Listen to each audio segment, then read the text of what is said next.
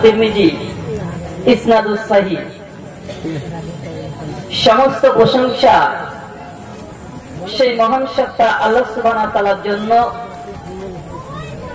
যিনি আমাদের সৃষ্টি করেছেন।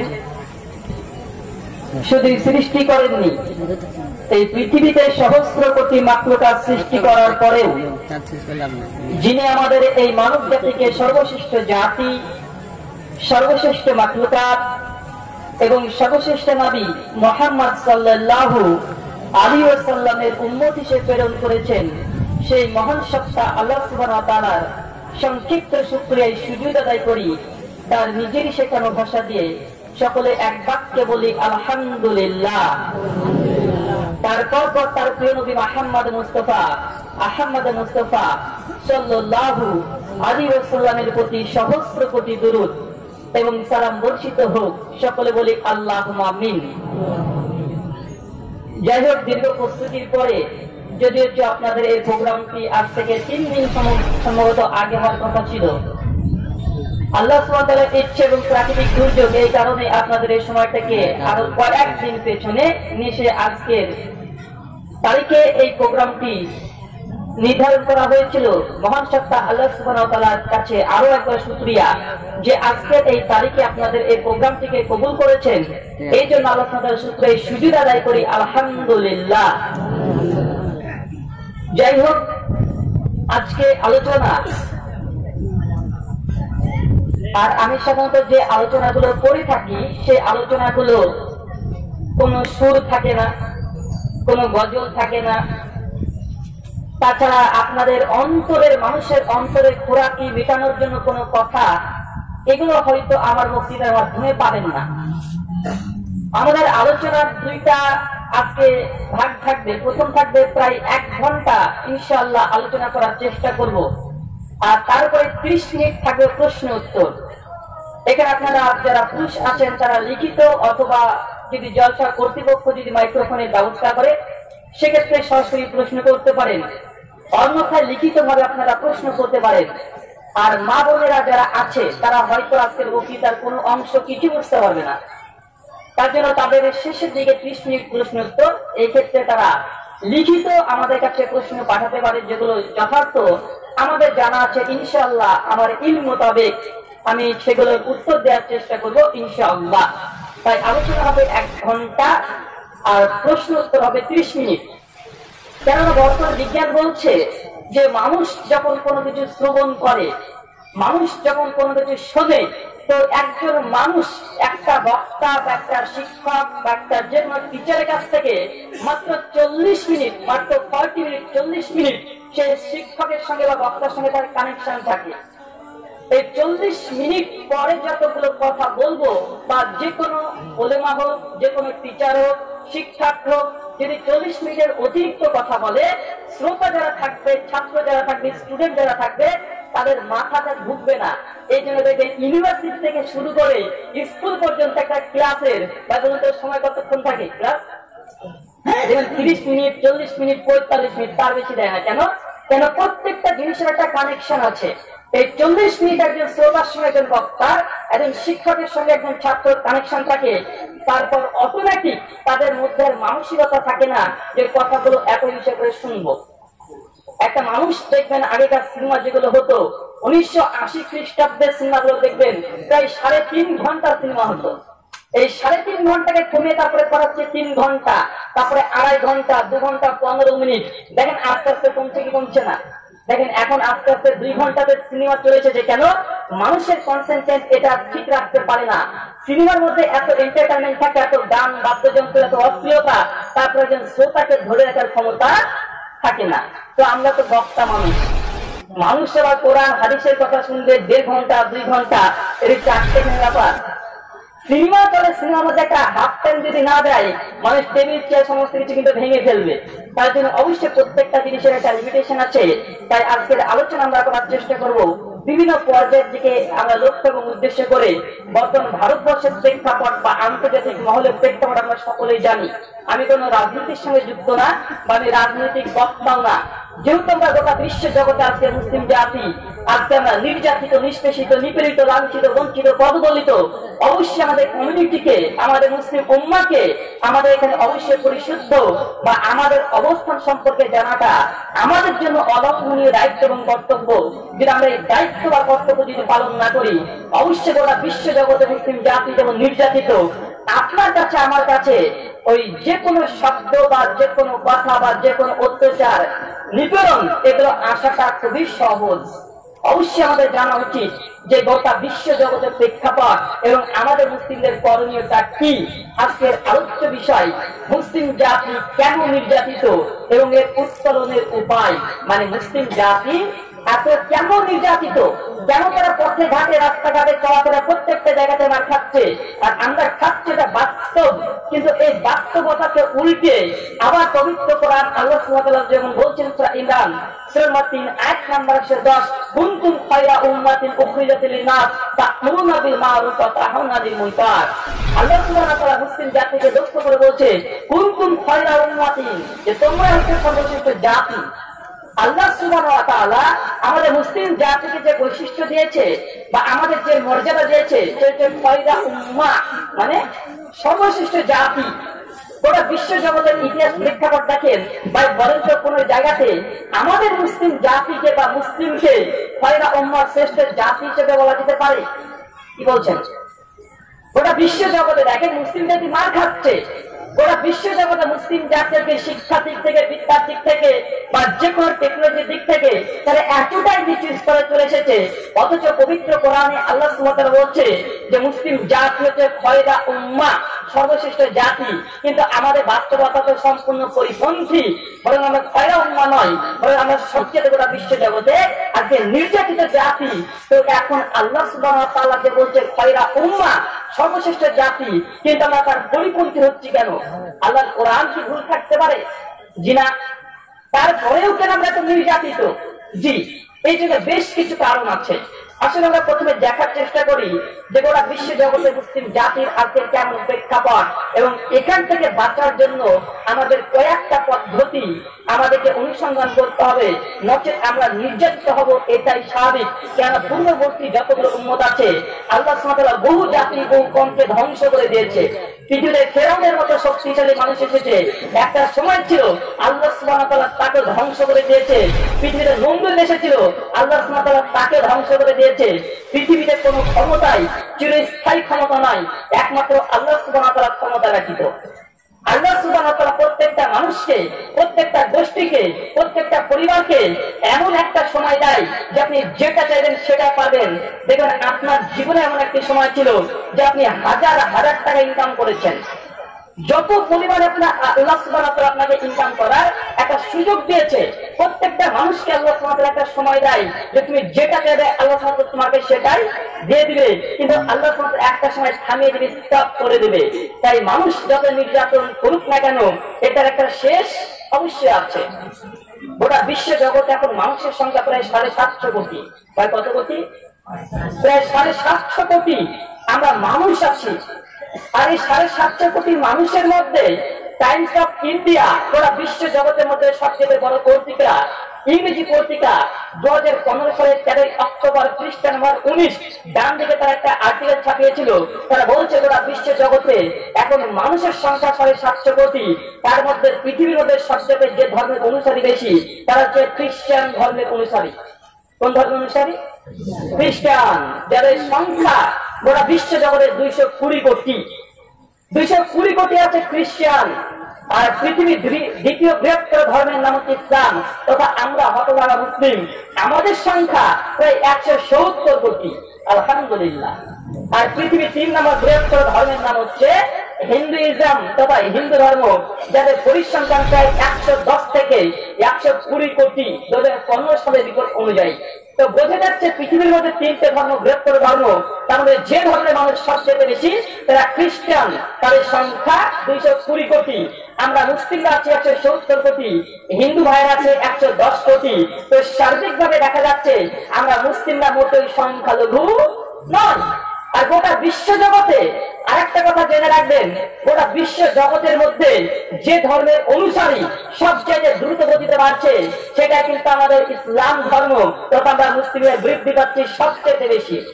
আমাদের ভারতবর্ষের প্রেক্ষাপট দেখতে গেলে দেখা যায় এই 2017 সালের যেটা নিউজ হয়েছিল আমাদের হিন্দুস্তান টাইম, সম্ভবত 8ই নভেম্বর, তারা বলছে যে হিন্দুস্থানে তথা আমাদের ভারতবর্ষে হিন্দু ভাইদের সংখ্যা দিন দিন কমছে আর মুসলিমদের সংখ্যা দিন দিন বাড়ছে।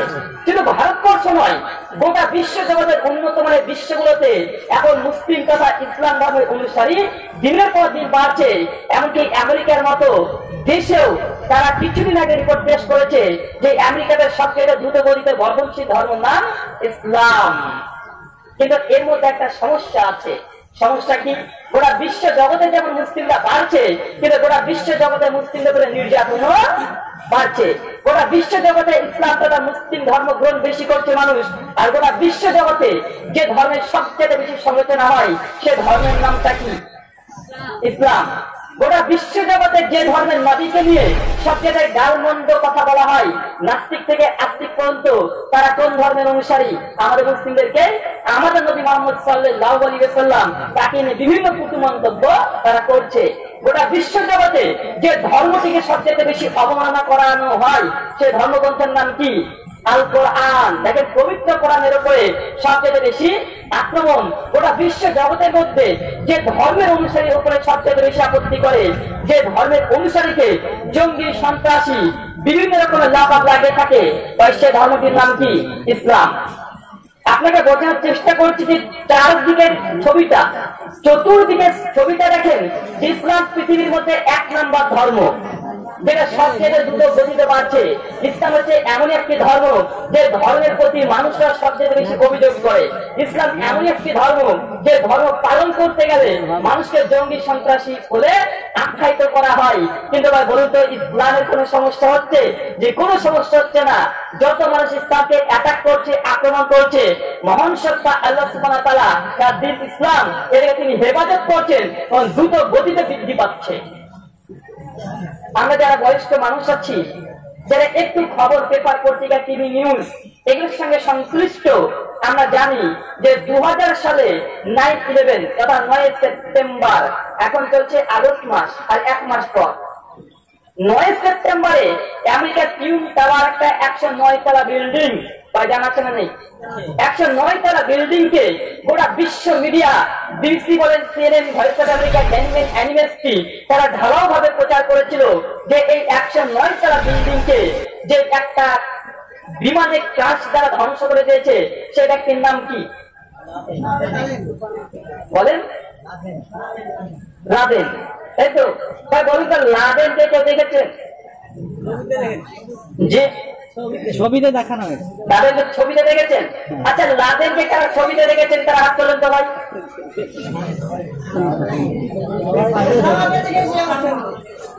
এই দেখেন, দেখেন, আমাদের ভারতবর্ষের মিডিয়া বা গোটা বিশ্ব জগতের মিডিয়া তারা এটাও জানে না কে লাদেন আর কে ওসামা। দেখেন, আমরা কিন্তু জানি যে 109 তলা বিল্ডিংকে কে আঘাত করে ভেঙেছে? লাদেনের নামটা বলতে বলে না, বলে কি বলে না, বলে তো লাদেন ধ্বংস করেছে, কিন্তু আসলে কি তার নাম লাদেন? জি না, আব্দুর রাজ্জাক বিন ইউসুফ। নাম শোনেন নাই ভাই? বাংলাদেশের একজন বক্তা আব্দুর রাজ্জাক বিন ইউসুফ। তো যিনি বক্তৃতা দেন তার নাম কি? আব্দুর রাজ্জাক বিন ইউসুফ কে? তোর বাবা। তার মানে বোঝে যে বক্তৃতা দেয় তার নাম আব্দুর রাজ্জাক। আর বিন ইউসুফ মানে ইউসুফের সন্তান, মানে আব্দুল রাজ্জাকের বাবার নাম ইউসুফ। তো যে গোটা টিউনটাকে ধ্বংস করেছে তার নাম কি? তার নাম ওসামা। নাম দেয় কে? আল্লাহ দেন, বুঝলেন নাই? তো গোটা বিশ্ব জগতের মিডিয়া জানে যে 109 তলা বিল্ডিংটাকে ধ্বংস করেছে কে? ওসামা বিন লাদেন, যে মুসলিমদের নাম দেওয়া হয়েছে। কিন্তু এই কথা আমরা গোটা বিশ্ব জগতের মুসলিমদের দূরে কথা, অনেক হিন্দু, খ্রিস্টান সকলে তা বিশ্বাস করে যে মুসলিম 109 তলা বিল্ডিং কে ধ্বংস করেছে। কিন্তু কিছুদিন আগে 2007 সালে 6 সেপ্টেম্বর টাইমস অফ ইন্ডিয়া খ্রিস্টান 17-তে তারা একটা আর্টিকেল ছাপিয়েছিল যে 9/11 মানে ওই যে ওসামা বিন লাদেনের নামে যেটা অভিযুক্ত করা হয় ওই যে 9/11 ইনসাইড জব, ওই যে এই 9/11 109 তলা বিল্ডিংটা যে আমেরিকার ধ্বংস করেছে মুসলিমরা তথা লাদেন, এটা আসলে লাদেন ধ্বংস করেনি, কি করেছে? ইনসাইড জব, ভেতরের মানুষরাই করেছে। এই আমেরিকার 55 বছর বিশেষজ্ঞ ওই বিল্ডিংটাকে নিয়ে গবেষণা দীর্ঘদিন করার পরে একটা ভিডিও রেকর্ড করে তারা দেখেছে যে 109 তলা বিল্ডিংটা লাদেন ধ্বংস করেনি, ভেতরের মানুষরাই করেছে। তার মধ্যে 55 জনের মধ্যে 5 জন বলেছিল যে এই কাজটা করেছে জর্জ বুশ, মানে সেই সময়কার প্রেসিডেন্ট। তো যখন এইটা ঘোষণা করে দিয়েছে যে জর্জ বুশ ওই 109 তলা বিল্ডিংটাকে ধ্বংস করে পরে মুসলিমদের নাম দিয়েছে, পরের দিন 5 জনকে চাকরি থেকে বরখাস্ত। চিন্তা করেছেন? গোটা বিশ্ব জগতে বলছে যে না মুসলিমরাই করেছে। তো এমন ভুয়া খবর দিয়ে মুসলিমদের কাছে জঙ্গি সন্ত্রাসী আখ্যায়িত করা হচ্ছে না, অনেকগুলো আছে। আমরা পশ্চিমবাংলার আপনি 3 বছরের আগেকার রিপোর্ট দেখেন, এই যে বর্ধমান কাণ্ড বা দেখেন নাই, বর্ধমান কাণ্ড নিয়ে ওখানে বোম ফেটেছে কি ফাটেনি এখন পর্যন্ত প্রমাণিত নয়। যে বোমাটা বিস্ফোরণ হয়েছিল একজন আহত হয়নি, একজন নিহত হয়নি, কিন্তু গোটা পশ্চিম বাংলার প্রত্যেকটা মাদ্রাসাকে তারা কি করলো? তারা প্রত্যেকটা মাদ্রাসা গিয়ে চেক করছে। এমনকি আমাদের বাংলা ভাষার যে নিউজ চ্যানেল গুলো আছে 24 ঘন্টা এবিপি নিউজ, প্রত্যেকটার হেডলাইন দিনের পর দিন হয়েছিল যে মাদ্রাসা সন্ত্রাসের আতুরঘর বা মাদ্রাসা সন্ত্রাসের কারখানা। দেখেছি কি দেখি নাই? ওরা সমস্ত কিছু গবেষণা করে, যেমন NIA যখন তদন্ত করলো তো মাদ্রাসা থেকে 3টে জিনিস পেয়েছিল, বলছে এই 3টে হচ্ছে সন্ত্রাস উস্কানিমূলক বই। তার মধ্যে একটা গোলাম মুর্তজা সাহেবের চেপে রাখা ইতিহাস, আর 2 নম্বরে একটা বই ভালো মৃত্যুর উপায়, আর 3 নম্বর একটা বই কায়দা বই। কায়দা মানে বোঝেন না ভাই? কায়দা মানে কি? ওই যে আরবি শেখার জন্য ধারাপাঠ, আমাদের বাংলা শেখার জন্য ধারাপাঠ আছে, তো আরবি শেখার ধারাপাঠের নাম কি? কায়দা। তো কায়দা বই পেয়েছে, আর মিটা বলছে কায়দা মানে এটা আল কায়দা, আল কায়দা মানে পাকিস্তান জঙ্গি সন্ত্রাসী। চিন্তা করেছেন? ভালো মৃত্যুর উপায়, এই 3টে বইকে বানিয়ে দিলে কিসের বই ভাই? জঙ্গি বা সন্ত্রাসী। মাদ্রাসাকে দিনের পর দিন বন্ধ করে রাখা হলো, চারিদিকে মাদ্রাসার সিকিউরিটি দেওয়া হলো, প্রত্যেকটা জায়গাতে তারা মানে অনার্থ মুসলিমদেরকে তারা বিভিন্ন ভাবে বিভিন্ন মাদ্রাসা থেকে বিভিন্ন এলাকা থেকে মুসলিম ছেলেদেরকে, মুসলিম যারা ছিল তাদেরকে অনেককে কিন্তু এখন পর্যন্ত জেলখানাতে আটক করে দেখেছে, তাদের নামে কোনো চার্জশিটও জারি করা হয়নি, এমনি তারা কিন্তু জেলে পড়ছে। দেখেন এটা আমাদের পশ্চিমবাংলার রিপোর্ট।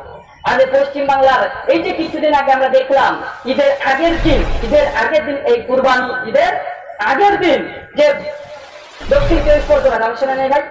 দক্ষিণ 24 পরগনা শিয়ালদা স্টেশনে যাবেন, 12 নম্বর প্ল্যাটফর্ম ধরবেন, ধরা পড়ে দেবেন ক্যানিং স্টেশন, মানে দক্ষিণ 24 পরগনা ঢুকে যাবেন। তো ক্যানিং স্টেশনের ওইখানে বেশ কিছু হিন্দু যুবক ভাই, এদেরকে আমরা হিন্দু বলি না, তো এইসব ভাইয়েরা বেশ কিছু মুসলিম ছেলেদেরকে, মাদ্রাসার ছাত্রদেরকে জোর করে ট্রেনের মধ্যে তারা জোরপূর্বক জয় ইসলাম এই ধ্বনি বলতে পারে, সেই ছেলেটা না বলার কারণে তার পাছাতে লাথি মেরে চলন্ত ট্রেন থেকে ফেলে দেয়। এটা আমাদের পশ্চিমবাংলার এখনকার রিপোর্ট। তাছাড়া হাজার হাজার রিপোর্ট আমরা দেখতে পাচ্ছি। পাশে আছে ঝাড়খণ্ডের তাবরাজকে দিনের পর মানে কমপক্ষে 10 ঘন্টা তারা বিভিন্ন রকমের নির্যাতন করে শেষ পর্যন্ত তাকে হত্যা পর্যন্ত করে দেওয়া হলো। আন্তর্জাতিক এই মানুষটাকে, এই খবরটা আন্তর্জাতিক লেভেলে ঘটেছে, কিন্তু কোনো সলিউশন হয়েছে? টিভিতে দেখিয়েছে যে তাকে হত্যা করেছে, তো করেছে যখন তাই বলুন তো কোনো কেস হয়েছে তাদের নামে? কোনো কিছু হয়েছে? কিছুই হয়নি। 2-3 দিন মিডিয়াটাকে তর্ক বিতর্ক অনেক কিছু করলো, করার পরে সব ভ্যানিশ। কিন্তু কোনো মুসলিম যদি এই কাজটা করতো দিনের পর দিন 20 বছর 100 বছর পর্যন্ত এই কথাগুলো আমাদেরকে শুনতেই হবে। ওই যে লাদেন করেছে সন্দেহ, এখনো আমরা যে রাস্তাতে চলাচল করি, একটু কলকাতার মধ্যে ঢুকে যাবেন, ট্রেনে উঠবেন, দাঁড়িয়ে আছে মুখে মানুষ এইভাবে আর চোখে তাকাবে, আর খুব বেশি বলবে ভাই আপনাকে লাদেনের মতো লাগছে দেখতে, তাই বলে বলে কি বলে না? মুসলিমদের মুখে দাঁড়িয়ে থাকবে কি বলে, ভেতরে লাদেনের মতো লাগছে। তো আমি এটা বোঝানোর চেষ্টা করছি, শুধু গোটা বিশ্ব জগতে নয়, আমাদের ভারতবর্ষ ভারতবর্ষের এই পশ্চিম বাংলাটা আলহামদুলিল্লাহ অনেক শান্তি প্রিয় আমরা ছিলাম। বিশেষ করে আমরা হিন্দু এবং মুসলিম ভাইরা আমাদের মধ্যে কোনো দ্বন্দ্ব বিদ্বেষ, কোনো মতভেদ এগুলো ছিল না। আমরা শান্তিতে হিন্দু মুসলিমরা আমরা একদম ভ্রাতৃত্বপূর্ণ ভাবে আমরা মেলবন্ধন বাতাবরণ মিলেই আমরা এখানে সমাজে বাস করছিলাম। কোনোদিন কখনো আমরা হিন্দু ভাইরা মুসলিমদের উপরে আপত্তি বা মুসলিম ভাইরা হিন্দু ভাইদের উপরে আপত্তি করিনি। কিন্তু নতুন করে আবার সুরসুরি দেওয়া হচ্ছে যে আমরা হিন্দু এবং মুসলিমরা আবার নতুন করে এই আগুনে ঝাঁপ দিই। তাই আমাদের হিন্দু এবং মুসলিম ভাইদেরকে আমাদের তরফ থেকে একটাই দাবি যে তাদের কোনো কথায় প্রবঞ্চনাতে পা না দিয়ে আমাদের ভ্রাতৃত্ববোধ আমরা নিজেরাই বজায় রাখবো। যদি আমরা তাদের ওই যে ফাঁকটা কাটছে ওখানে যদি আমরা পা দিই, অবশ্যই কিন্তু আবারও ওই যে 1992 সালের 6 ডিসেম্বর রাম জন্মভূমি আর বাবরি মসজিদকে কেন্দ্র করে যে গোটা ভারতবর্ষে সবচেয়ে বড় রাইট হয়েছিল ধর্মীয় যুদ্ধ, আবারও নতুন করে এই সুরসুরি দিয়ে আবার এই যুদ্ধ আমাদের সঙ্গে লাগানোর চেষ্টা করছে। এগুলো কিন্তু আগে থেকে আমাদেরকে জেনে নিতে হবে। যে জাতি ইতিহাস ভুলে যায়, যে জাতি পেছনের দিনকে ভুলে যায়, সে জাতি কখনো সফলতা অর্জন করতে পারে না। ইতিহাস একটাই শিক্ষা দেয় যে ইতিহাস থেকে আপনার সামনের জীবনকে আপনি কতটা সুন্দর করতে পারবেন। ইতিহাস আপনাকে এটাই শিক্ষা দেয় যে আপনি পেছনের ইতিহাসকে সামনে রেখে আপনি সামনের জায়গাটা পরিষ্কার পরিচ্ছন্ন করে নেবেন। যেটা আমরা আবারও তাদের এই চক্রান্তে পাই, অবশ্যই কিন্তু আমরা মুসলিম জাতিরা আবারও নির্যাতিত, নিষ্পেষিত, লাঞ্ছিত, বঞ্চিত, পদদলিত হব, এর মধ্যে কোনো সন্দেহ নাই। তাই আমরা হিন্দু বা মুসলিম ভাইরা কখনোই আমরা তাদের এই ফাঁদে পা দেবো না। আমরা কখনোই কথা বলি না যে হিন্দু ভাইরা সকলে মুসলিমকে দিচ্ছি, আমরা বলি না। অনেক হিন্দু ভাইরা আছে, আমাদের বন্ধুরা আছে যে আমাদেরকে নিজের ভাইদের চাইতে বেশি ভালোবাসে। অনেক হিন্দু ভাই আছে, কিন্তু কিছু সংখ্যক মানুষ তারা ক্ষমতার জন্য, রাজনীতির জন্য, টাকার জন্য, অর্থের জন্য, সম্পত্তির জন্য আমাদের সুরসুরি দিয়ে আমাদের মধ্যে ভ্রাতৃত্ববোধ নষ্ট করার চেষ্টা করছে। তাদের এই কিছু সংখ্যক মানুষের কাজে আমরা যেন পা না দিই। মহান সত্তা আল্লাহর কাছে দোয়াই প্রার্থনা, আল্লাহ সুবহানাহু ওয়া তাআলা তুমি আমাদের সকলকে সুমতি হেদায়েতে কামিলা দান করুন। সকল বলি আল্লাহুম্মা আমিন। মহান সত্তা আল্লাহর কাছে দোয়া এই প্রার্থনা, আল্লাহ সুবহানাহু ওয়া তাআলা গোটা বিশ্ব জগতের মুসলিম জাতি যাকে নির্যাতিত, আল্লাহ সুবহানাহু ওয়া তাআলা আমাদেরকে বিশেষ করে নির্যাতন থেকে তুমি উদ্ধার করার তৌফিক এনায়েত করো। সকল বলি আল্লাহুম্মা আমিন।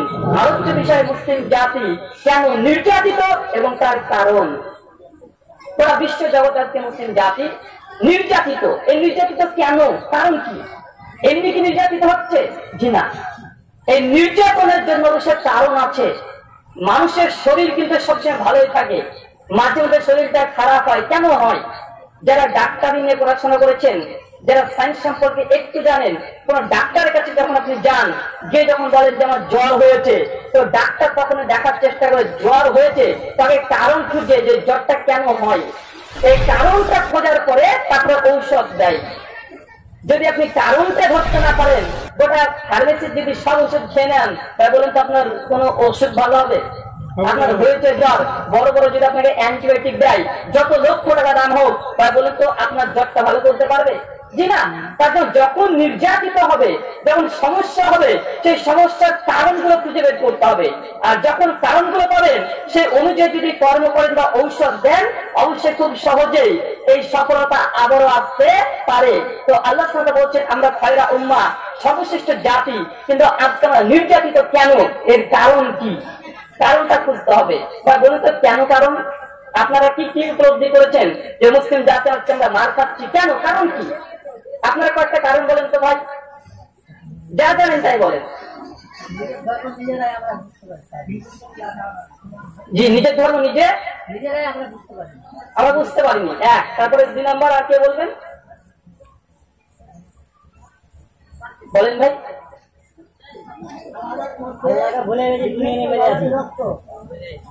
দুনিয়া নিয়ে মত। আর আমরা পৃথিবীর সবার শ্রেষ্ঠ জাতি।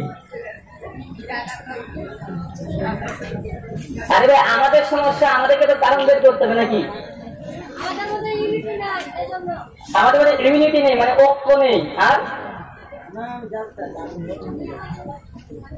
3টে কারণ পেয়েছি, তারপরে বলেন। আচ্ছা, আপনারা যে কারণগুলো বলবেন সেগুলো দিয়ে আলোচনা হবে, বলেন। কারণ আপনার তিনজন তিনটে কারণ বললেন, তো তিনটে কারণে করে আলোচনা করবো। তাহলে আপনাদের যেটা মন মানে আপনাদের ইচ্ছা অনুযায়ী আলোচনাটা হয়ে যাবে। বা আর বলুন তার কি কারণ? একজন ভাই বলেছে নিজের ধর্ম নিজে বুঝি না, একজন বলছে মুসলিম উম্মার মধ্যে কোনো ঐক্য নেই, আরেকজন ভাই বলছে আমরা দুনিয়া নিয়ে মেতে আছি। আর 4 নম্বর কারণ বলেন ভাই? ইমান দুর্বল আর ইসলামী শিক্ষা নেই। আর আরে টাকা পয়সা চাইছি না রে ভাই, যা জানেন তাই বলে ফেলেন। আমরা প্রকৃত মুমিন হতে পারিনি। দেখেন আমরা কিন্তু নিজেরাই যেসব কারণগুলো বললাম দোষকার আমাদের না হিন্দু খ্রিস্টানদের বলেন, যে কারণগুলো আপনারা উল্লেখ করলেন যে আমরা মুসলিম জাতি কেন নির্যাতিত, এই কারণ যে নির্যাতনের কারণ আপনারা নিজেরা যেগুলো জাজ করলেন, তা বলুন তো সেগুলো কোনো হিন্দুরা দোষ আছে, কোনো খ্রিস্টানের দোষ আছে, নরেন্দ্র মোদী সরকারের কোনো দোষ আছে? জি না। বরং এই কারণগুলো যেটা নিজেরা আমরা বলছি যেটা আমাদের কারণে আমাদের উপর অত্যাচার ঘনিয়ে এসেছে, ঠিক আমরা এটাই মনে করি ওরা বিশ্ব জগতে মুসলিম জাতি আজকে নির্যাতিত। অবশ্যই আমাদের মুসলিমদের সিংহভাগ দোষ আছে, আমাদের মুসলিমদের প্রায় 70% দোষ আছে। তাদের যে দোষ নাই এটাও সঠিক কথা নয়, তাদেরও দোষ আছে। তবে তাদের দোষটা যদি পার্সেন্টেজ করেন তবে ধরুন 30%, আর আমাদের মুসলিমদের দোষ 70%। মানে সিংহভাগ অপরাধী, সিংহভাগ দোষ আমরাই করেছি। আর আমাদের এই দোষের তারা সুযোগটা নিয়েছে, বা সুযোগটা নিবেই। তার জ্বলন্ত একটা প্রমাণ দিয়ে আপনাকে বা বলুন তো 2006 সালে যখন ডক্টর জাকির নায়েক বা নাম জানি কি জানি না, ডক্টর জাকির নায়েক যখন প্রথম পৃথিবী ইংরেজি এবং পৃথিবী উর্দু খোলে, সেই সময় থেকে ভারতবর্ষের সরকার সেই সময়তে অনেক তারা প্রচেষ্টা চালিয়েছে যে ডক্টর জাকির নায়েকের পৃথিবীকে কিভাবে বন্ধ করা যায়। 2006 সাল থেকে তারা তার পেছনে লেগেছিল, কিন্তু কোনো কিছু কারণ বের করতে না পেরে, ডক্টর জাকির নায়েকের কোনো বক্তৃতাকে ভুল প্রমাণ করতে না পেরে বিভিন্ন তারা কৌশল করেছে, কিন্তু পারেনি। কিন্তু 2008 সালে তারা দ্বিতীয়বার আবার ঝুঁকে উঠেছিল। প্রত্যেকটা জায়গাতে তারা ডক্টর জাকির নায়েককে নিয়ে ছোট ছোট তখন খবর করেছিল। মানে তারা দেখছিল যে ডক্টর জাকির নায়েকের বিরুদ্ধে যদি আমরা মিডিয়াতে খবর দিই তো মুসলিমদের অবস্থা কেমন হয়। মানে তারা তো কি করে চেক করে দেখলো, তো দেখছে না ডক্টর জাকির নায়েকের বিরুদ্ধে যখন 2008 সালে এনডিটিভি প্রথম নিউজ করেছিল, সেই সময়তে দেখছে মুসলিমদের মধ্যে সংখ্যাগরিষ্ঠ মুসলিম মানে অধিকাংশ মুসলিম তখন ডক্টর জাকির নায়েকের কাফের প্রচার দিয়ে দিল। কথা বুঝাতে পারিনি। মানে মিডিয়া চাইছিল যে ডক্টর জাকির নায়েক যেভাবে ধর্ম প্রচার করছে, তো এইভাবে যদি ধর্ম প্রচার করে তো অনেক অধিকাংশ অমুসলিম তারা মুসলিম হয়ে যাবে। আর ডক্টর জাকির নায়েকের হাতেই প্রায় 1,66,000 মানুষ মাত্র সেই সময় 7 বছরে মানুষ কালিমা পাঠ করেছিল। এবার চিন্তা করেন, যখন তারা দেখছে যে পৃথিবীতে ডক্টর জাকির নায়েকের বক্তৃতার পরেই কমপক্ষে 20 জন, 30 জন, 40 জন মানুষ একসঙ্গে কালিমায় শাহাদাত পাঠ করছে, তাদের মধ্যে তখন একটা আঁচড় লেগেছে যে এই ব্যক্তি যদি এই খোলা মাঠে বক্তৃতা দিতে দেওয়া হয়, 20 বছর যদি ফিল্ডে থাকে, তো এখানে সম্পূর্ণ মানুষ তারা ইসলাম কবুল করে নিবে। এই জন্য মিডিয়া যারা হলুদ মিডিয়া যারা আছে তারা তখন চক্রান্ত করলো যে এই ব্যক্তির মুখটাকে বন্ধ করতে হবে। তাই 2008 সালে তারা মাত্র 6 মিনিটের একটা ভিডিও করেছিল। ইন্টারনেটে দেখবেন এনডিটিভি ডক্টর জাকির নায়েক 2008 এটা লিখলে দেখবেন 8 মিনিটের একটা ভিডিও করেছিল। ডক্টর জাকির নায়েকের উপরে বেশ কিছু মিডিয়া যখন আপত্তি করেছিল, কেন তারা চেক করে দেখছিল ডক্টর জাকির নায়েককে যদি কোনো কথা বলি মুসলিমরা তার পক্ষে থাকে না বিপক্ষে থাকে, কারণ তাদের তো কৌশল অনেক বেশি। যারা খবর পড়ে, যারা খবরে মডারেটর থাকে, এরা কিন্তু বুদ্ধিতে অনেক উঁচু। মানে রাজনীতি এত কৌশল, এত তারা চক্রান্ত করতে পারে, এত তারা কূটনীতিবিদ, নরেন্দ্র মোদীকে হিলে দিতে পারে। ওই যে একটা আছে আর্ণব গোস্বামী, আছে না ভাই, মানে তারা এত কৌশলী। তো যখন দেখলো ডক্টর জাকির নায়েকের বিরুদ্ধে 8 মিনিট একটা ভিডিও করাতে, তো অনেক মুসলিমরাই মিডিয়ার সঙ্গে বলছে হ্যাঁ ডক্টর জাকির নায়েক কাফের।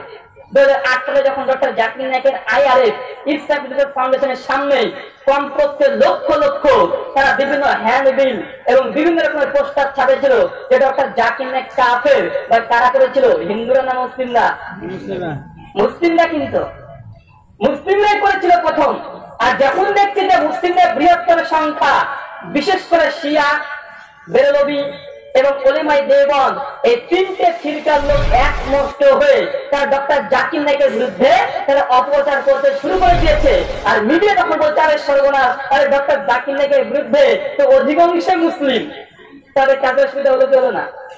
যখন দেখছে যে ডক্টর জাকির নায়েকের বিরুদ্ধে শিয়ারা গোটাটা তার বিরুদ্ধে বলছে, যারা বেরোবি আছে কবর পুঁতিয়েছে তারাও গোটা ডক্টর জাকির নায়েকের বিরুদ্ধে বলছে, ওলেমাই দেওবন্দের কিছু সংখ্যক মানুষ ডক্টর জাকির নায়েকের আপত্তি করছে, মিডিয়া তখন বলছে এইটা আমাদের ক্ষমতা এসেছে, শক্তি পেয়ে গেছে, কেন?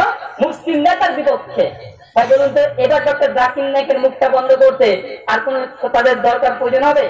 এমনিতে বন্ধ হয়ে যাবে।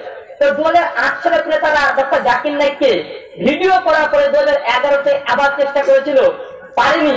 পরবর্তী সময়তে বাংলাদেশের কিছুদিন আগেকার ঘটনা, বাংলাদেশে হোলি আর্টিজানের নামে ডক্টর জাকির নায়েককে ফাঁসিয়ে দিল। এখন চলে গেছে ডক্টর জাকির নায়েক কোথায়? মালয়েশিয়া। তাই বলুন তো, ডক্টর জাকির নায়েকের সৃষ্টি বন্ধ হওয়ার জন্য দায়ী কারা? আমরা মুসলিমরা।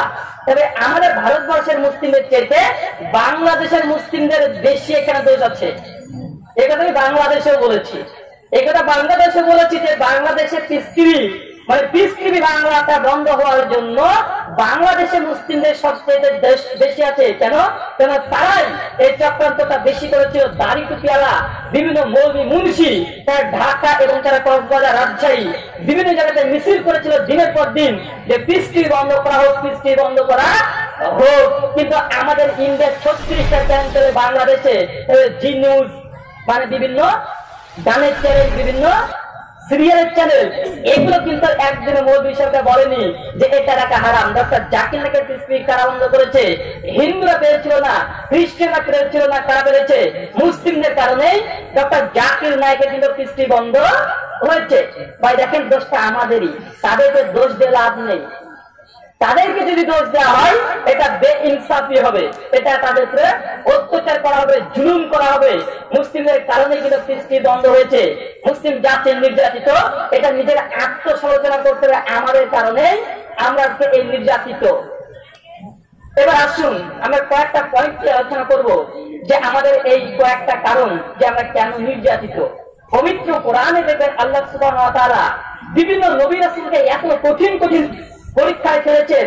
কিন্তু নবী রাসূল তারা এতটাই দৃঢ় ছিলেন তাদের ঈমানে যে তাদের কাছে আগুন এসে কোনো কিছু করতে পারেনি। হয় ঘটনা আছে না নেই? নবী ইব্রাহিম আলাইহিস সালাতু ওয়াস সালাম তাকে আগুনের মধ্যে ফেলে দিয়েছিল, তবে তো আগুন কিছু করতে পেরেছিল? জি না। আবার উল্টো ঘটনা, মানুষকে যদি আগুনে ফেলে দেওয়া হয় তাহলে মানুষ জ্বলে পুড়ে ছারখার হয়ে যাবে, এটাই হবে। কেন? আগুনের ধর্ম জ্বালিয়ে পুড়িয়ে ছারখার করে দেয়া। তো নবী ইব্রাহিমকে আগুন দিয়েছিল, ঠান্ডা হয়ে গিয়েছিল। আবার উল্টো দেখেন পানি, এই পৃথিবীর মধ্যে সবচেয়ে ভয়ঙ্কর জিনিসের নাম কি? পানি। আগুনের চেয়ে পানির ক্ষমতা বেশি, আগুনের চেয়ে পানির ক্ষমতা বেশি। আর পানি পৃথিবীর মধ্যে দেখেন 3 ভাগ জল, 1 ভাগ স্থল, মানে গোটা বিশ্ব জগতের পানি বেশি। আর গোটা শরীরটা মানুষের তৈরি হয়েছে প্রায় 70% আমাদের মানে শরীরে কি আছে? পানি আছে। 70% আমাদের শরীরে পানি আছে। এই পানিকে পরীক্ষা করেছিল আরেকজন নবীকে, কাকে? নবী মূসা আলাইহিস সালাম। একদম সাগরের মাঝখানে চলে এসেছে, পেছনে কার বাহিনী? ফেরাউন আর ফেরাউনের বাহিনী, লক্ষ লক্ষ কোটি কোটি সৈন্য। মূসা আলাইহিস সালাম এসে বিপদে, আবার আল্লাহর কাছে শরণাপন্ন, আল্লাহ করি কি? আল্লাহ সুবহানাহু ওয়া তাআলা বলেন, তো পানিতে কিছু করতে পেরেছে মূসা? জি না। লাঠি ঠোকা দিয়েছে, রাস্তা হয়ে গেছে, ফেরাউন পানিতে ডুবে একদম চিরতরে ধ্বংস হয়ে গেছে। মমি করে আল্লাহ সুবহানাহু ওয়া তাআলা রেখে দিয়েছে মিশরে। তখন একটা নবীকে আল্লাহ আগুন থেকে হেফাজত করেছে, পানি থেকে। আরেকটা নবী আছে, নবী ইউনূস আলাইহিস সালাম, নাম শুনেন নাই? তাকে যেমন টিভিতে গিয়ে নিয়েছিল, ঘটনা আছে না নেই? নবী ইউনূস আলাইহিস সালাম তাকে 3 দিন 3 রাত্রি একটা মাছ পেটের মধ্যে নিয়ে গোটা সমুদ্র ঘুরে বেড়েছিল। 3 দিন পর 72 ঘন্টা পর এই চিংড়ি মাছটা ভূমি করে আবার নবী ইউনূসকে বের করে দেয়। তিনি জীবন্ত অবস্থায় ছিলেন। চিন্তা করেছেন বা মনে করছেন যে এগুলো মনে হয় কেচ্চা কাহিনী বা ঠাকুমার ঝুলির গল্প? যেটা প্রত্যেকটা পবিত্র কোরআনে একাধিকবার আল্লাহ সুবহানাহু ওয়া তাআলা বর্ণনা করেছেন। সূরা ইউনূস খুলেন, ঘটনা মজুদ আছে। পবিত্র কোরআনে 10 নম্বর সূরা সূরাতুল ইউনূস এমনকি এই ঘটনাটা বাইবেলেও আছে, বুক অফ জোনা, বাইবেলের 62 নম্বর অধ্যায় বুক অফ জোনা, মাত্র 3টে অধ্যায়ে এই নবী ইউনূসের ঘটনাটা বর্ণনা করা আছে যে 3 দিন 3 রাত্রি সমুদ্রের মধ্যে ইউনূস আলাইহিস সালামকে মাছ 3 মাস পেটের মধ্যে করে নিয়ে ঘুরিয়ে বেড়েছিল। তারপরে কিন্তু নবী ইউনূস, নবী ইব্রাহিম, নবী মূসা এদেরকে ধ্বংস করতে তার শত্রুরা পারেনি। কেন? তাদের আল্লাহর প্রতি তাওয়াক্কুল, আল্লাহর প্রতি ভরসা, ঈমানের দৃঢ়তা এটা ছিল। কিন্তু আমরা মুসলিম জাতি দেখেন, আল্লাহ কিন্তু একজনই আছে। আল্লাহ কি পরিবর্তন হয়েছে নাকি? জি না। আমরা কেন আজকে এত নির্যাতিত নিষ্পেষিত? কারণ যে আমাদের আল্লাহ ঠিক আছে কিন্তু আমরা ঠিক নেই। আমাদের অবস্থান পরিবর্তন হয়েছে। আমাদের ইমানি জজ্বা, আমাদের বিশ্বাসের আত্মবিশ্বাস এবং আমাদের বিশেষ করে নিজেদের ইমানি জজ্বাটা এতটাই নিম্নে চলে এসেছে যে গোটা বিশ্ব জগতে মুসলিম জাতি আজকে আমরা নির্যাতিত হচ্ছে। এবং 3টে কারণ আপনার সামনে উপস্থাপন করব যে মুসলিম জাতি কেন নির্যাতিত। আল্লাহ সুবহানাহু ওয়া তাআলা বলেছেন পবিত্র কোরআন সূরা বাকারা সূরা 2 আয়াত নম্বর 85, আতুমিনুনা বিবাদিল কিতাবি তাকফুরুনা বিবাদ। তোমরা কি পবিত্র কোরআনের কিছু অংশকে বিশ্বাস করবে, কিছু অংশকে মানবে আর কিছুকে বর্জন করবে? পবিত্র কোরআন সূরা বাকারা সূরা 2 আয়াত নম্বর 85 আল্লাহ বলছে আতুমিনুনা বিবাদিল কিতাবি তাকফুরুনা বিবাদ। তোমরা কোরআনের কিছু অংশ বিশ্বাস করবে আর কিছুকে অমান্য করবে, কিছু আমল করবে, কিছুকে বাদ দিবে। যদি এমনটাই করো অবশ্যই তোমাদের জন্য এই পৃথিবীতে আছে লাঞ্ছনাদায়ক শাস্তি। কোথায়? যদি কেউ ইসলামী শরীয়তের কিছুটা মানবো আর কিছুটাকে বর্জন করবো, এমনটাই যদি হয়, আল্লাহ বলছে পৃথিবীতে তোমাদের জন্য আছে লাঞ্ছনাদায়ক শাস্তি। তার মানে বোঝা যাচ্ছে পবিত্র কোরআনের আল্লাহর ঘোষণা অনুযায়ী যে ইসলামকে যদি আপনি নিজের ইচ্ছে মতো মানেন, মানে জোহরের নামাজ পড়বো, আসরটা পড়বো না, আসরটা পড়বো, মাগরিবেরটা পড়বো না, রামাদানের 30টা রোজা ফরজ, প্রথমটা 2টো করবো, শেষের 2টো, আর তারপরের 2টো করবো। নামাজ পড়বো কিন্তু পর্দা করবো না, রাতে তাহাজ্জুদে নামাজ পড়বো কিন্তু নিজের অশ্লীলতার সঙ্গে যুক্ত থাকবো। নামাজ পড়বো, আমি বিড়ি টানবো, সিগারেট টানবো, বিভিন্ন রকমের নেশার দ্রব্যের সঙ্গে পান করবো। এটাকে বলা হয় আতুমিনুনা বিবাদের কিতাবি তাকফুরুনা বিবাদ। তোমরা কোরআনের কিছু অংশ মানবে আর কিছুকে বর্জন করবে। যদি এমনটাই করো, আল্লাহ সুবহানাহু ওয়া তাআলা বলছে তোমাদের জন্য এই পৃথিবীতে আছে লাঞ্ছনাদায়ক শাস্তি। ভাই হচ্ছে না কেন? কারণ আমরা কোরআনের কিছু অংশ মানছি আর কিছুকে বর্জন করছি। মানুষ নামাজ পড়ছে, মানুষ নিষিদ্ধ দ্রব্য পান করছে, মানুষ নামাজ পড়ছে, বাড়িতে পর্দা নেই, মানুষ নামাজ পড়ছে আবার সুদ খাচ্ছে, মানুষ নামাজ পড়ছে আবার জেনার মধ্যে মানে আবদ্ধ আছে, নামাজ পড়ছে ঘুষের সঙ্গে জড়িত আছে, মানে নামাজ পড়ছে আবার সমস্ত কাজই করছে। এটা তো নামাজিরা করছে, আর বেনামাজিদের কথা তো চিন্তাই করা যায় না। চিন্তা করা যায়? দেখেন এখানে ইসলামী আলোচনা হচ্ছে, কিন্তু ওই দিকে বাম দিকে যেভাবে নারী পুরুষ একত্র হয়ে এখন দোকান মেলার মতো করছে, ভাই এটা তো ইসলামিক একটা পরিবেশ। ওটা কি ইসলামিক পরিবেশ? বলেন, এটা ইসলামিক পরিবেশ। মিসকাতুল মাসাবিহ 5912 নম্বর হাদিস আল্লাহ বলছে কোন মজলিস যখন বসে তো আল্লাহ সুবহানাহু ওয়া তাআলার পক্ষ থেকে বেশ কিছু ফেরেশতা চলে আসে, আর আল্লাহ সুবহানাহু ওয়া তাআলা এই ঘটনা যখন ফেরেশতা বর্ণনা করতে থাকে আল্লাহ প্রশংসা করতে থাকে। আর চিন্তা করেন তো আমাদের এই জায়গাটা ইসলামী, কিন্তু ওই সাইডটা কিন্তু ইসলামী নয়। এটা যে আতুমিনুনা বিবাদিল কিতাবি তাকফুরুনা বিবাদ। তোমরা কোরআনের কিছু অংশ মানবে আর কিছুকে বর্জন করবে, এই করলে অবশ্যই তোমার উপরে এই পৃথিবীতে নেমে আসবে লাঞ্ছনাদায়ক শাস্তি, এবং পরকালে তো আছেই। এটা পৃথিবীতে লাঞ্ছনা হওয়ার একটা কারণ। আল্লাহ তাআলা বলেছেন পবিত্র কোরআন সূরা বাকারা সূরা 2 আয়াত নম্বর 208 উদখুলু ফি সিলমি কাফা, যে তোমরা ইসলামের মধ্যে পদার্পণ করবে সর্বাত্মক ভাবে। মানে ইসলাম যদি পালন করেন অবশ্যই সর্বাত্মক ভাবে সম্পূর্ণ ইসলামটাকে আপনাকে মানতে হবে। যেটা আমরা নিজেদের ইচ্ছাধীন ইচ্ছে অনুযায়ী যেটা আমরা আমল করি আমাদের উপরে লাঞ্ছনাদায়ক শাস্তি আসবে। এটা আল্লাহ সুবহানাহু ওয়া তাআলা বলেছেন, যিনি আমাদের সৃষ্টি করেছেন।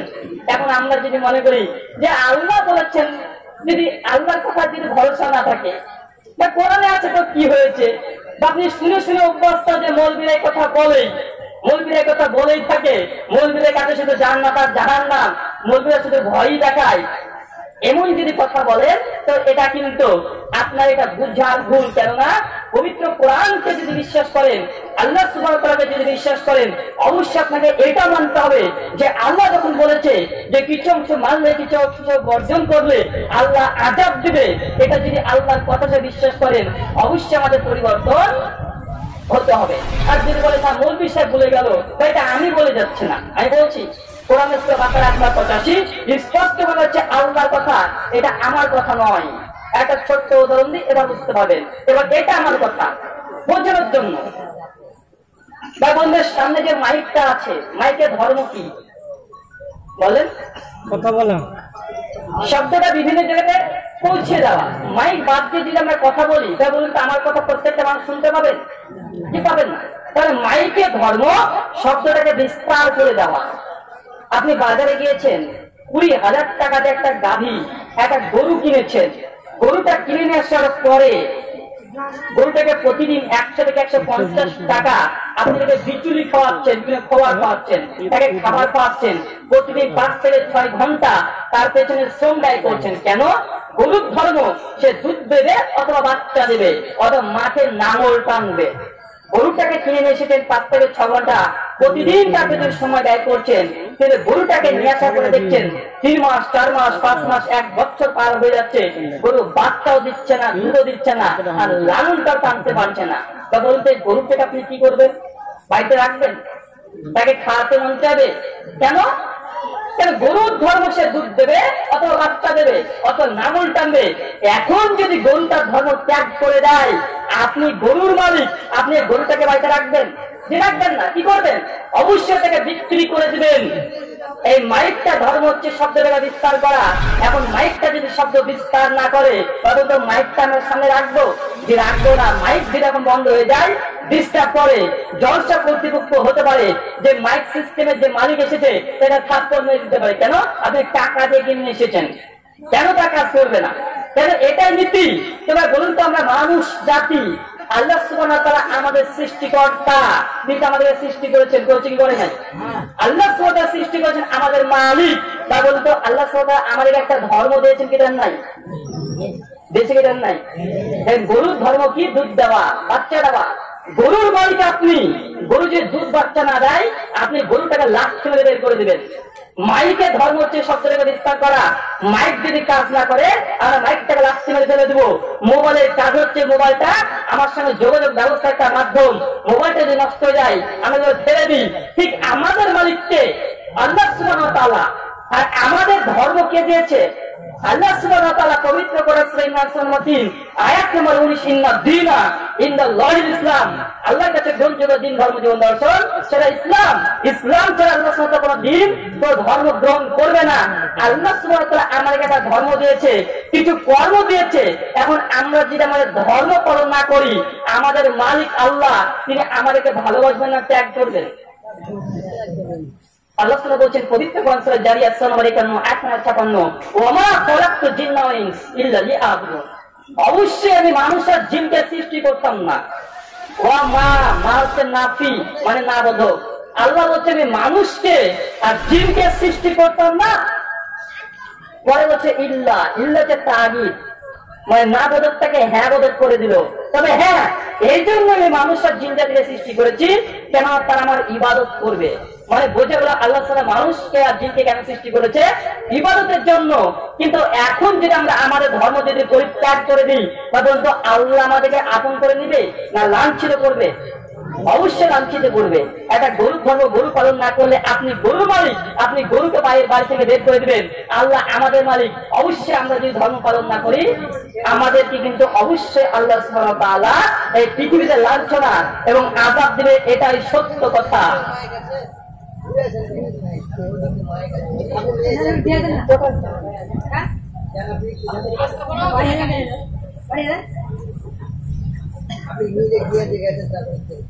সেটাই আমাদের এখানে হচ্ছে। তো আপনারা বুঝতে পারছেন কথা ভাই? বুঝতে পারলেই হবে। আপনারা বাইরে যাদের দরকার তারা এখানে আসবে, তাই তো? দিন শিখতে আসবে। ইমাম বুখারী রাহিমাহুল্লাহ জীবনীতে একটা ঘটনা বর্ণনা করা আছে। তারিখে বাগদাদ, ইমাম খাতিব আল বাগদাদি রাহিমাহুল্লাহ মৃত্যু 463 হিজরিতে তিনি একটা ঘটনা নকল করেছেন যে ইমাম বুখারী রাহিমাহুল্লাহকে সেই সময় যারা বাদশাহ, সেই সময় বাদশাহ ইমাম বুখারীকে বলছেন, চিঠি লিখেছেন যে আপনি নাকি হাদিসের অনেক বড় পণ্ডিত, আপনি মানে হাদিসকে আপনাকে বলে আমরুল মুমিনিন ফিল হাদিস, যে হাদিসের মধ্যে আপনি সংজ্ঞা সমস্ত হাদিস আপনি জানেন। তো রাজা তখন সে চিঠি পাঠিয়েছে ইমাম বুখারীকে যে আপনি আমার বেশ কিছু ছেলেরা আছে, আপনি আমার সন্তানকে হাদিস শেখাবেন, তো আপনি আমার রাজধানীতে বা আমার জায়গাতে আসেন, আমার বাড়িতে আসেন, আমার ছেলেকে আপনাকে হাদিস শেখাতে হবে। ইমাম বুখারী রাহিমাহুল্লাহ সেই সময়তে সেই চিঠি গ্রহণ করার পরে তিনি কোনো উত্তর দেননি। রাজা তখন রেগে গিয়েছিল। কয়েক বছর পর আবার নতুন করে চিঠি পাঠায়। চিঠি পাঠানোর পরে ইমাম বুখারী কোনো যখন রিপ্লাই না যায়, ইমাম বুখারী যখন নতুন ভাবে আরেকটা তিনি চিঠির রিপ্লাই দিলেন। ইমাম বুখারী এমন একটা কড়া কথা লিখেছিলেন যে রাজা তখন যখন চিঠিটা পায় তখন তিনি একদম কথাটা মুখটাকে বন্ধ করে ফেলেছিলেন। ইমাম বুখারী লিখেছিলেন, ইলম জ্ঞান, জ্ঞান তার কাছে যায় না, জ্ঞানের কাছে আসতে হয়। কথা বুঝেন নাই? ইমাম বুখারী রাহিমাহুল্লাহ 94 হিজরিতে জন্ম, 256 হিজরিতে মৃত্যু। ইমাম বুখারীর ছাত্রের নাম ইমাম মুসলিম, ইমাম তিরমিজি। চিন্তা করেছেন? ইমাম বুখারী রাহিমাহুল্লাহকে শেষ হয়ে গেল বাদশাহ বলছে আমার ছেলেকে হাদিস শেখাতে হবে, তো আপনি আমার বাড়িতে আসেন, শিখাতে হবে। আর ইমাম বুখারী রাহিমাহুল্লাহ করে চিঠি প্রথমে জবাব দেয়নি, দ্বিতীয়বার জবাব দিয়েছিল যে রসুলের কথা, রসুলের হাদিস কি, রসুলের কথা বলছে, রসুলের জ্ঞান, রসুলের হাদিস, এটা শেখানোর জন্য আপনার কাছে আমি যাবো না, বরং আপনাকে আমার কাছে আসতে হবে। যদি আমি আপনার কাছে যাই তো রসুলের হাদিসকে অপমান করা হবে, কারণ আপনি বাচ্চা আছেন তো কি, কিন্তু আমার কাছে তো রসুলের হাদিস আছে। তার জন্য আমরা এখানে যে আয়োজন করেছি, অবশ্যই তাদেরকে এই ইতিহাস থেকে শিক্ষা অর্জন করা উচিত যে ইলমের কাছে, জ্ঞানের কাছে আসতে হয়। জ্ঞান কোনো কোনো সময় আরেকজনের কাছে যায় না, জ্ঞান অর্জন করার জন্য জ্ঞানের কাছে আসতে হয়। তো যাই হোক, মানুষ জাতি তথা বিশ্ব জগতে বিশেষ করে মুসলিম জাতি আজকে আমরা নির্যাতিত, তার প্রথম এবং মৌলিক কারণ যে আমরা মুসলিম জাতিরা এর জন্য অপরাধী। কারণ আমরা ধর্মের কিছুটা অংশ গ্রহণ করেছি আর কিছুটা অংশ আমরা বর্জন করেছি, এই জন্য মুসলিম জাতি আজকে নির্যাতিত। যেটা আল্লাহ সুবহানাহু ওয়া তাআলা পবিত্র কোরআনে আল্লাহ সুবহানাহু ওয়া তাআলা বলেছেন। ভাই জানেন যে পৃথিবীর মধ্যে আল্লাহ সুবহানাহু ওয়া তাআলা কতগুলো নবী পাঠিয়েছেন? নবী রাসূল কতগুলো বলেন? 1,24,000 নবী এবং রাসূল এসেছে, এই মর্মে হাদিস এসেছে। মিসকাত আল-মাসাবি হাদিস নাম্বার 5737, কিন্তু হাদিসের সনদটা কিছুটা দুর্বল, মানে যায়িফ। অধিকাংশ মুহাদ্দিস এই সনদকে যায়িফ বলেছেন। তারপরেও যদি ধরেই নিই যে না 1,24,000 নবী রাসূল এসেছে, বা ওদের সবচাইতে কোন গোত্রের মধ্যে সবচেয়ে বেশি নবী রাসূল এসেছে? বনী ইসরাঈল। তাই বনী ইসরাঈল তারা জি ইয়াকুব আলাইহিস সালামের 12 জন সন্তান ছিল। তাদেরকে কি বলা হয়েছিল জানেন? যেটা আমরা আমাদের ভাষায় বলি, তো আল্লাহ সুবহানাহু ওয়া তাআলা যাদের মধ্যে নবী সবচেয়ে বেশি পাঠিয়েছে তারা হচ্ছে ইহুদি। তারা ইহুদি। চিন্তা করে দেখেন যে ইহুদিদের মধ্যে আল্লাহ সবচেয়ে বেশি নবী রাসূল পাঠিয়েছে। ইসমাইল আলাইহিস সালামের মধ্যে থেকে শুধু আমরা একটু প্রথমটা সূত্র বলি যেটা আপনারা বুঝতে পারেন। নবী ইব্রাহিম নাম শুনেন নাই? যার জন্য আমাদেরকে কুরবানি করতে হলো, আপনারা মসজিদে শুনেছেন খুতবাতে। নবী ইব্রাহিমের 2 জন স্ত্রী ছিল। সূরা সাফফাত সূরা 37 আয়াত নম্বর 100 থেকে 110 পর্যন্ত পড়বেন। একজন নাম হাজেরা, আরেকজন নাম সারা। খ্রিস্টানরা বলে একজন হাজেরা আর সারি, আমরা মুসলিমরা কি বলি? হাজেরা। আর একজনকে সারা।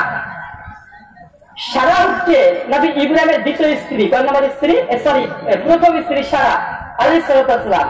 আর হাজেরা হচ্ছে দ্বিতীয় স্ত্রী। যখন নবী ইব্রাহিম আলাইহিস সালামের 86 বছর হয়ে যায়, সেই সময় পর্যন্ত কোনো সন্তান হয় না। তখন সারা আলাইহিস সালাম তখন নবী ইব্রাহিমের সঙ্গে পরামর্শ করে বলছেন যে আমাদের যখন কোনো সন্তান হচ্ছে না, আপনাদের 86 বছর, আর তখন সারা সালামের বয়স প্রায় 70, বলতে এখন তার কোনো চান্স নেই সন্তান হওয়া, তো আমাদের বংশের সয় সম্পত্তি এটা কে পাবে? তো তখন সারা সালাম নবী ইব্রাহিমের সঙ্গে পরামর্শ করে দ্বিতীয় বিয়ে দেয়। বুঝেন নাই? মানে স্ত্রীর স্বামীর আরেকটা বিয়ে দেয়। যার সঙ্গে বিয়ে দেওয়া হয়েছিল তার নাম হাজেরা। হাজেরার সঙ্গে কিছুদিন পরে বিবাহের পরে একটা সন্তান হয়, তার নাম ইসমাইল। ইসমাইল মানে কি জানেন? ইসমাইল হচ্ছে হিব্রু ভাষা। কেন? ইহুদির উপরে যে গ্রন্থ তওরাত অবতীর্ণ কি ভাষা? হিব্রু। ইসমাইল মানে আল্লাহ শুনেছেন। ইসমাইল মানে কি? আল্লাহ শুনেছেন বা আল্লাহ কবুল করেছেন। কেন? এদের নবী ইব্রাহিম 86 বছর ধরে দোয়া করেছে যে আল্লাহ আমাদের সন্তান চাই, কিন্তু বিবি হাজারের মাধ্যমে আল্লাহ এই দোয়া কবুল করেছিলেন। তার জন্য আল্লাহ তার নাম রেখেছিলেন কি? ইসমাইল, মানে আল্লাহ শুনেছেন। কত বছর বয়সে?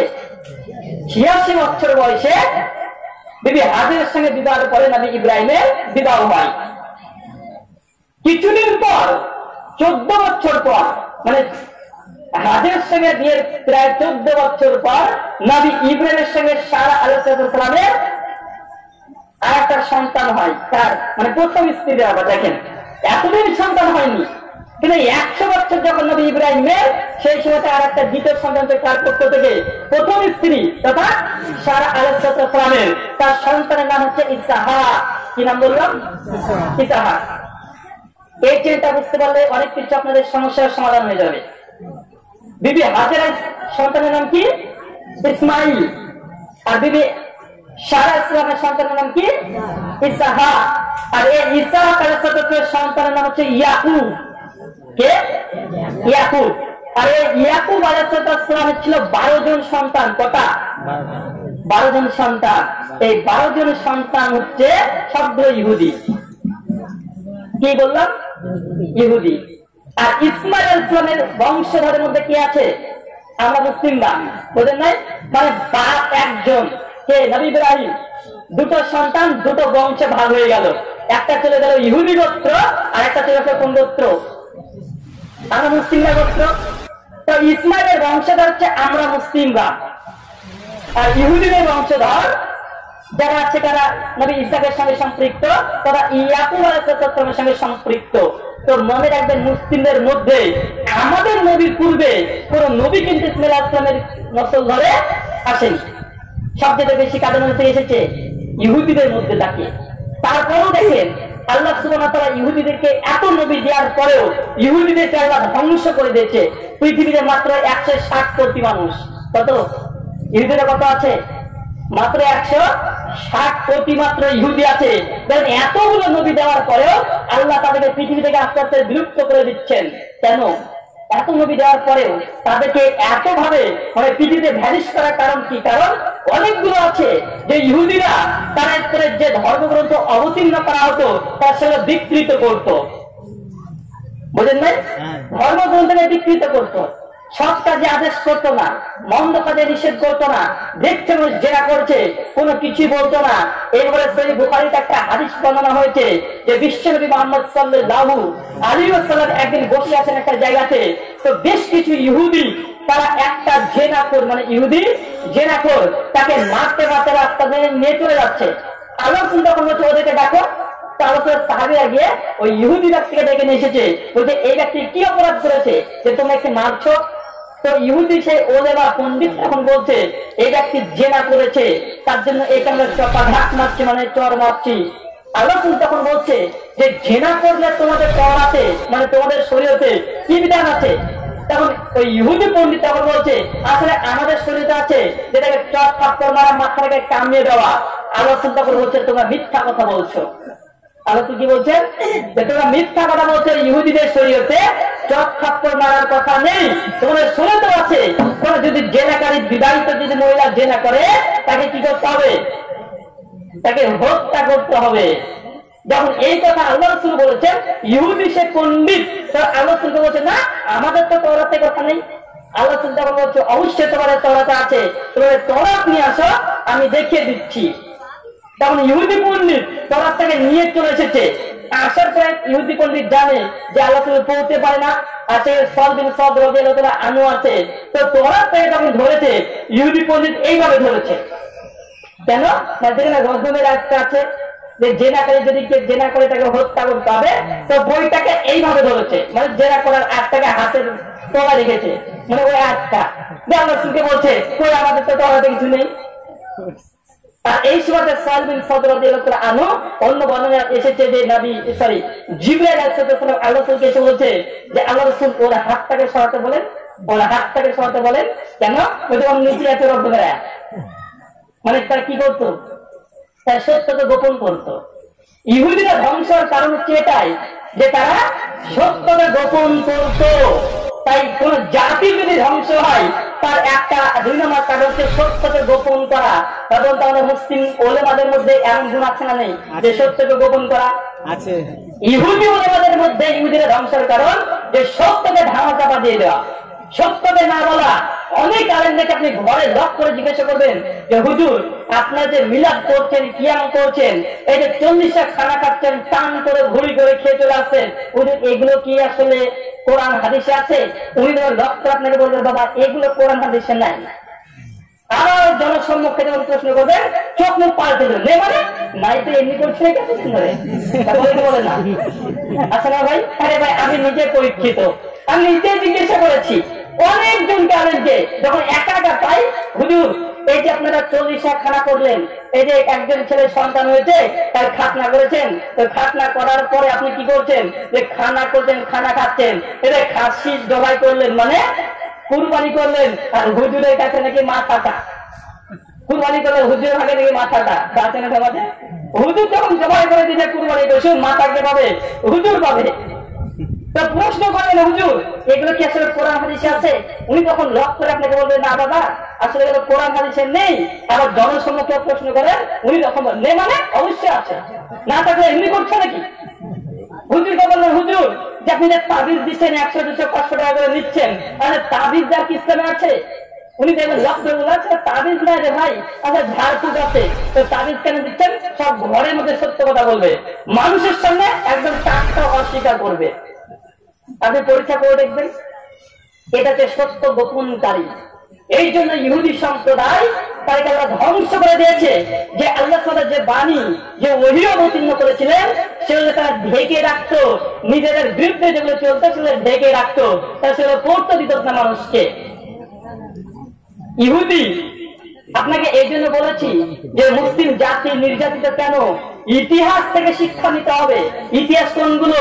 যে আগেকার যে উম্মতগুলো ধ্বংস হয়েছে ওদের কারণ দেখতে যে আল্লাহ তাআলা কেন ধ্বংস করেছে, কেন তারা নির্যাতিত, ওই কারণগুলো যেন আমাদের মধ্যে না থাকে। যদি থাকে আল্লাহ আমাদের উপর ধ্বংস করবে। কেন? পবিত্র কোরআন সূরা মুহাম্মদ খুলবেন, সূরা নম্বর 47 আয়াত নম্বর 38 শেষ আয়াতটা পাঠ করে দেখেন। আল্লাহ তাআলা এই কথাই বলেছেন যে তোমরা যদি দিনের পরে যথেষ্টভাবে প্রতিষ্ঠিত না থাকো, তোমাদের পরিবর্তে এমন এক জাতি নিয়ে আসবো যা তোমাদের চাইতেও অনেক বেশি ক্ষমতাবান, অনেক বড় তাকওয়াশীল তারাও হবে। আল্লাহ তাআলা পবিত্র কোরআন সূরা মুহাম্মদ আয়াত নম্বর 38 এবং হুঁশিয়ারি দিয়েছে যে আমরাও যদি দিনের পরে প্রতিষ্ঠিত না থাকি, আল্লাহ তাআলা যে বিধান দিয়েছে সেগুলো যদি না মানি, আল্লাহ তাআলা বলছেন যে আমাদের পরিবর্তে অন্য এক জাতি নিয়ে আসা হবে যারা অনেক বেশি আল্লাহর গুণগানকারী হবে। এই জন্য পুরোটি উম্মতকে ধ্বংস করেছে আল্লাহ আমাদেরকে হুঁশিয়ারি দিয়েছে। আমরা যদি নিজেদের অবস্থা পরিবর্তন করে ফেলি, আল্লাহ সুবহানাহু ওয়া তাআলা তিনি অবশ্যই নির্যাতিত করবে। পবিত্র কোরআন আয়াত নম্বর 11 থেকে 13 আল্লাহ বলে দিয়েছেন যে সেই জাতির সে গতি ততক্ষণ পরিবর্তন করে না যতক্ষণ না তারা নিজেরাই পরিবর্তন হয়। ইসলাম কিন্তু ওই ধর্ম নয় যে ভাগ্যে আছে তাই পেয়ে যাবে, শুধু ভাগ্য দিয়ে চললে হবে না, শুধু ভাগ্য দিয়ে চললে হবে যে ভাগ্যে আছে তো আমার ইনকাম করার কি দরকার। ইসলাম এই কনসেপ্টে বিশ্বাস করে না। অবশ্যই প্রত্যেকটা জিনিস আল্লাহ তাকদীরে লিখে রেখেছে, তার মানে যে আপনাকে হাত পা গুটিয়ে থাকতে বলেছে এমনটা বলেছে নাকি? যে না, অবশ্যই আপনাকে রিজিকের অন্বেষণে আপনাকে ছুটতে হবে। তাই প্যাটার্ন করে বা একটু মানবো একটু অমান্য করবো এমনটা করলে আল্লাহ সুবহানাহু ওয়া তাআলার পক্ষ থেকে অবশ্যই নির্যাতন আমাদের উপরে নেমে আসবে। এটা তার বাস্তব প্রমাণ যে পূর্ববর্তী উম্মতের মধ্যে এটাই ঘটেছিল। মুসলিম জাতি নির্যাতিত 2 নম্বর কারণ যে মুসলিম ওলেমাদের মধ্যে কোনো ঐক্য বা ইউনিটি নেই, কোনো ইউনিটি নেই। কি নেই? ঐক্য নেই। একজন আলেম একটা কথা বলে তো আরেকজন আলেম আর একটা কথা বলে। আলেম সম্প্রদায়ের মধ্যে মারামারি, আলেম সম্প্রদায়ের মধ্যে আর যে কাদা ছোড়াছুরি, এই জন্য মুসলিম জাতির মধ্যে একটা ফাটল ঢুকেছে। একটা ছোট্ট উদাহরণ দিয়ে আপনাকে বোঝানোর চেষ্টা করছি আমাদের মুসলিম জাতির আজকে প্রেক্ষাপটটা কেমন, কেন আমাদের মধ্যে ঐক্য নেই। ভাই টেনিস বল কারা কারা খেলেন একটু হাত তোলেন তো ভাই। ক্রিকেট বল, আচ্ছা ক্রিকেট কারা কারা দেখেন একটু হাত তোলেন। আমরা অনেকে আছি ক্রিকেট আমরা দেখি, ভাই ক্রিকেট যে বলটা সেটা কত বড় হয়? এত বড়, একটা কুমড়ি সমান, এত বড় হয়। একটা পেয়ারার সমান, ছোট্ট একটা বল তো নাকি? মানুষ যখন ক্রিকেট বলটা খেলে তখন ছোট্ট একটা বল, বা মানুষ যখন ফুটবল বা ভলিবল খেলে সে বলটা বড় না ছোট? বড় বড়। বা বড় বলটাকে কি দিয়ে মারে? পায়ে মারে, হাতে মারে, হাত দিয়ে মারে, তো পা দিয়ে মারে। আর ছোট বলটাকে কি দিয়ে মারে? ব্যাট দিয়ে। ব্যাট দিয়ে মারে। তো কেন? ফুটবল বা একটা ভলিবল অনেক বড়, ওকে পা দিয়ে মারছে, ওকে হাত দিয়ে মারছে। কিন্তু ছোট্ট একটা টেনিস বল কোন বাপের বেটা আছে যে পা দিয়ে জোরে মারবে? জি না, পারবে না। কেন? কেন? ফুটবলের মধ্যে বাতাস আছে, শুধু কোন শক্তি নেই। আর টেনিস বল এটা শক্ত, মজবুত, তার জন্য এটা একটা আশেপাশে কেউ ভিড়তে পারে না। পা দিয়ে মারা তো দূরের কথা, ক্যাচ ধরতে অনেক সময় ভয় পায়, হাতে লাগবে। কেন?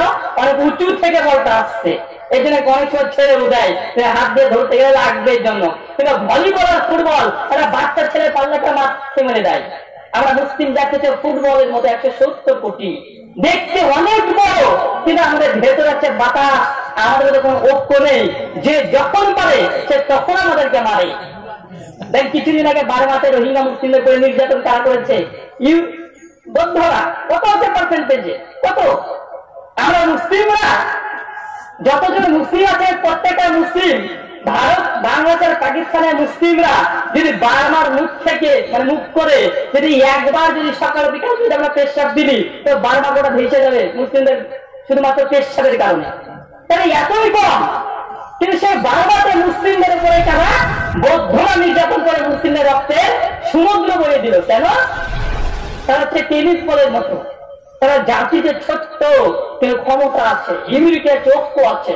আমরা মুসলিমরা ফুটবলের মতো দেখতে অনেক বড়, কিন্তু শুধু বাতাস করা যে পারে সেই মারে। মানে বাচ্চার ছেলেটা মারে, মানে বৌদ্ধরা মারে, হিন্দুরা মারে, খ্রিস্টানরা মারে, ছোট ছোট যত জনের সকলে মুসলিমকে ফুটবলের মতো যে পাই সে মারে।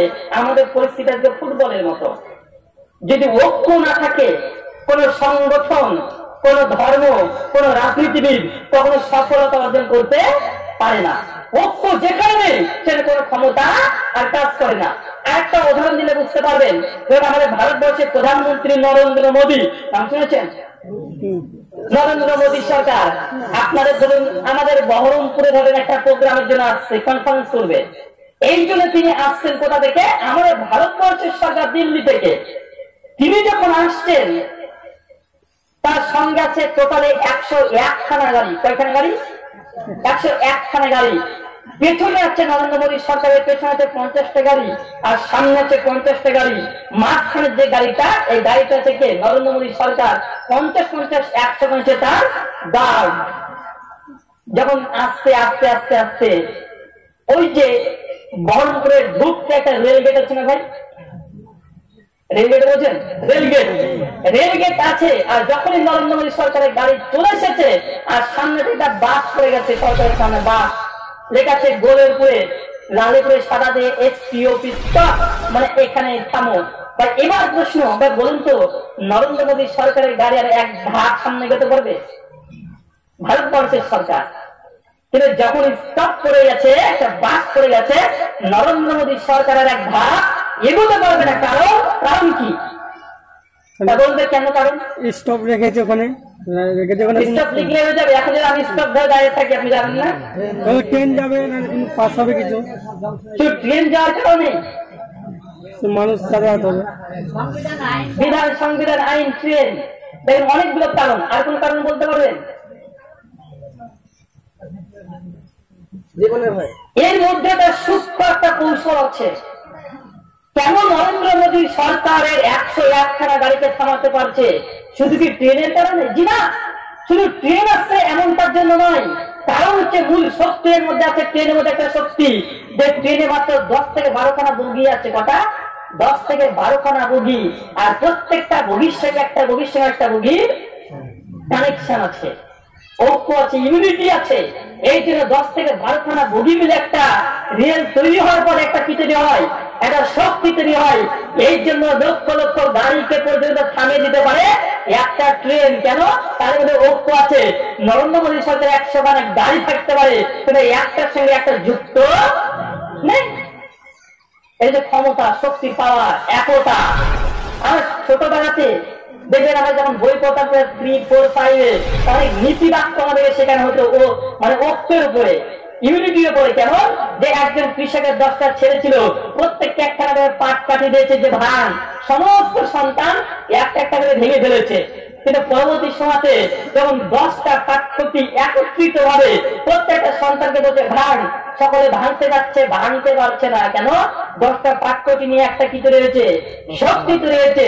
যখন একতা চলে আসে তখন যত বড় বৃহত্তর দল হোক না কেন, তখন তাকে আর ভাঙাটা সম্ভব নয়। কেন? ঐক্যের একটা শক্তি, একটা পাওয়ার আছে। একটা ইট রেখে দিবেন, কোনো দাম নেই, 150টা ইট দিয়ে একটা প্রাচীর তৈরি করে দেন তো ভাই, ঝড়ও ভাঙতে পারবে না। আছে না? নেই। প্রত্যেকটা জিনিস, মাঠে একটা দেখেন ফুল ফুটেছে, ফুলটা গাছে আছে, খুব বেশি সুন্দর লাগে না, একটা ঘাস ফুল, কিন্তু ঘাস ফুল 10 ঘন্টা একত্রিত করে নিয়েছে, সুন্দর ভাবে যদি একটা মালা করে দেন তা ভালো লাগবে কি লাগবে না? প্রত্যেকটা জিনিসে যখন একতা করেন, একটা ঐক্যের মধ্যে নিয়ে আসেন, একটা নির্দিষ্ট বিধানের মধ্যে নিয়ে আসেন, যেমন তার একটা সৌন্দর্যতা পরিবর্তন হয়ে যায়। তার ঐক্য যদি হয় অবশ্যই সৌন্দর্য বৃদ্ধি পায়। ঐক্য যদি থাকে ক্ষমতা বৃদ্ধি হয়। ঐক্য যদি থাকে যারা বাতিল আছে তারা কখনোই আক্রমণ করার সামর্থ্যটা রাখে না। মহান সত্তা আল্লাহ তাআলার কাছে দোয়া প্রার্থনা, আল্লাহ সুবহানাহু ওয়া তাআলা তুমি আমাদের মুসলিম উম্মার মধ্যে একতা তথা ঐক্য আমার তৌফিক দান করে সকলে বলি আল্লাহুম্মা আমিন। মহান সত্তা আল্লাহ তাআলার কাছে দোয়া প্রার্থনা, যে গোটা বিশ্ব জগতে মুসলিম জাতি আজকে নির্যাতিত, আল্লাহ সুবহানাহু ওয়া তাআলা এই মুসলিম জাতিকে নির্যাতন থেকে রক্ষা করো, তোমার গায়েবের মদদ দিয়ে সাহায্য করো, সকলে বলি আল্লাহুম্মা আমিন। মহান সত্তা আল্লাহ তাআলার কাছে দোয়া এই প্রার্থনা, আল্লাহ সুবহানাহু ওয়া তাআলা আমরা যারা গোটা বিশ্ব জগতে আজকে পবিত্র কোরআন এবং সহিহ সুন্নাহ যারা প্রচার করছে, বিশেষ করে ডক্টর জাকির নায়েক এবং বাংলাদেশের আল্লামা দেলোয়ার হোসেন সাইদি, আল্লাহ তাআলা দুজন ব্যক্তি পৃথিবীতে জীবিত আছে, তো দুজনের চেয়ে মাজলুম গোটা বিশ্ব জগতের মধ্যে যারা পবিত্র কোরআনকে প্রত্যেকটা মানুষের কাছে পৌঁছে দেওয়ার চেষ্টা করেছে, আজকে তারা মাজলুম, তাদেরকে তুমি সাহায্য করো, তাদেরকে আবারও এই পুনরায় এই ময়দানে আসার তৌফিক দান করো, সকলে বলি আল্লাহুম্মা আমিন। এই দাওয়া, এই দোয়া রেখে আলোচনা শেষ করলাম। আপনারা প্রশ্ন এবং উত্তর আপনারা করতে পারেন আজকে বিষয়ের মধ্যে অথবা বিষয়ের বাইরে থেকে। জি।